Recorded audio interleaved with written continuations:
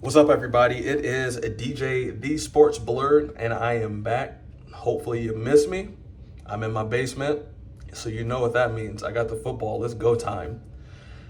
I wanted to make a video, not necessarily to make content or anything like that, but to actually get you guys' thoughts. I have a question for you guys, and I would love to hear all of your answers. Please drop them down in the comments below once you hear my question.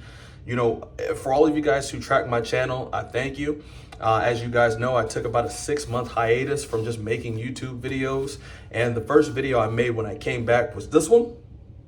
It was a video that I made for Bryce Underwood, or about Bryce Underwood, you know, the rookie freshman quarterback going into, his first year up in Ann Arbor in Michigan for that team up north. Everybody's saying he could be a stud. I have my thoughts. If you haven't seen them, check that out. But as I was making that video, right, and I was thinking about Michigan, Ohio State, the game in general, it led me to ask myself a question. And the question that I want to ask you guys: could Michigan beat Ohio State again going into the 2025-2026 season? I'm going to give you my answer here in a bit. But again, let me know what you guys think about it. Could they actually beat them? Let me at least give you some context. So Michigan has won 4 straight games versus Ohio State, which is unheard of. I mean, we went on a generational run that started with Jim Tressel, then led to Urban Meyer. And unfortunately, Ryan Day has not been able to pick up the ball and run where the other 2 coaches before him previously could have. Every time they've played here within the last 4 years, at least 3 out of the 4 times, I really felt like Ohio State had the better of the 2 teams. But for some reason, Michigan always seemed to have our number. Even when they had an interim head coach, they seemed to have our number. They don't have a good quarterback. They just have another bum at quarterback. They have our number. They come to the horseshoe. They have our number. I don't know what it has been recently that Michigan had our number, but they've had it. Now, for Ohio State's credit, going back to Jim Tressel and Urban Meyer, Ohio State won 8 straight games versus Michigan, which is very tough to do.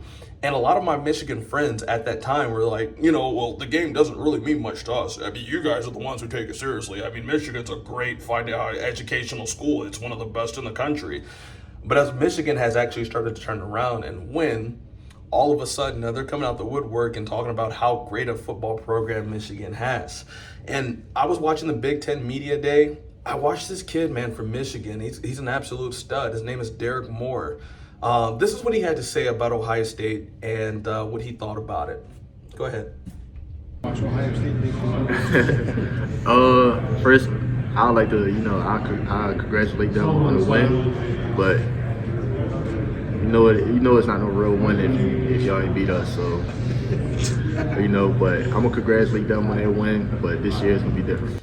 Now, after you hear that, don't forget that game is months away from being played, and to feel the passion the way that he felt toward him, it seems like he's ready to play that game now. Ryan Day also had an interesting answer when somebody asked him how to beat Michigan. Play the tape. Score more points on them. How do you beat? Now that's pretty funny. Just outscore them, score more points. I mean, that just seems really easy to do, but recently we haven't been able to do it. Ohio State, in my opinion, is going to beat Michigan next year. And I think they're going to beat them the year afterwards.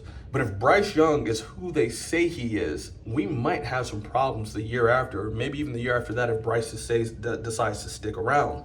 Now, Sharon Moore and the coaching staff for Michigan, I don't think that they're good coaches. Sue me if you don't believe me.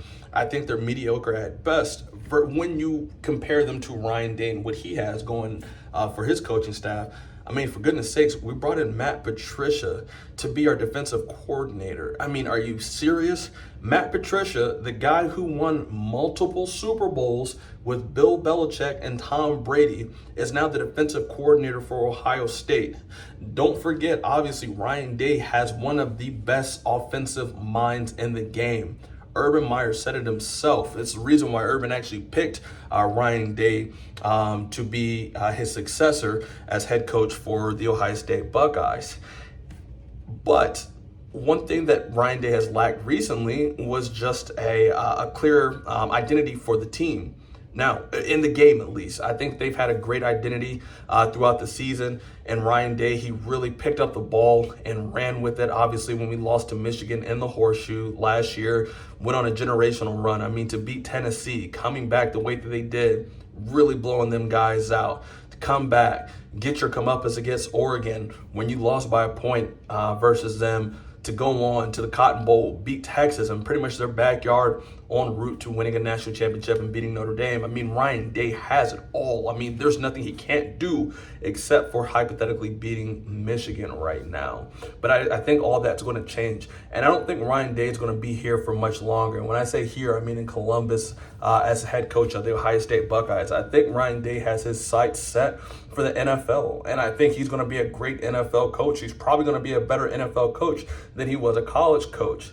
But I think that for the next 2 to 4 years while Ryan Day's here, he will not lose to Michigan again.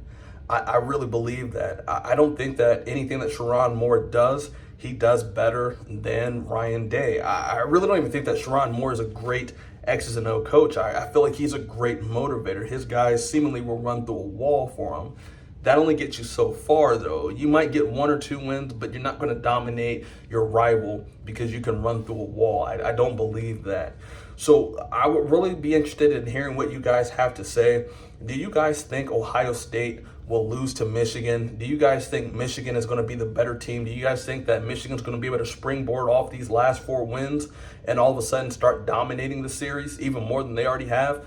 Please drop your comments down. I told you I really made this video just to kind of get you guys' thoughts on it. It really wasn't about like content or anything like that. I just really wanted to hear what you guys have to say.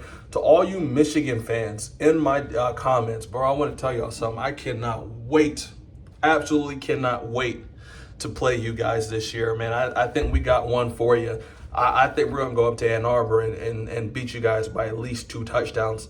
I could be crazy, but I really think that. I mean, some of the players that Ohio State has coming back, some of the new guys, you guys know how big a fan of James Peoples I am. You guys already know how big a fan of Julian Sand I am.